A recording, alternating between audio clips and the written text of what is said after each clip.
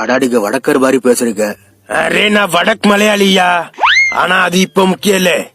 எல்லார் வீட்லயும் கிழட் பையதானே ஃபர்ஸ்ட் மண்டை போடுவான். ஆனா உங்க வீட்ல ஃபர்ஸ்ட் அந்த குட்டி குஞ்சா ரித்திக், அதுக்கடுத்து அவனோட அம்மா. அது கொஞ்சம் நல்லா இருக்கும்ல, சரி அத சாய்ஸ்ல விட்டுருவோம். அதுக்கடுத்து அந்த அம்மாவோட மாமியார், அதுவும் நல்லாதான் இருக்கு. என்ன ஹே பண்ணிரனா, என்ன நீலாம்பரிய இன்னும் மறக்கலையா? அது வந்து சரி, உனக்காக அந்த மாமியாரையும் சாய்ஸ்ல விட்டுருவோம், ஓகேவா? ரைட். ஆனா அதுக்கப்புறம் ஒருத்தன் இருக்கா, அவனை உயிரோட விட மாட்டேன். அது யார் தெரியுமா?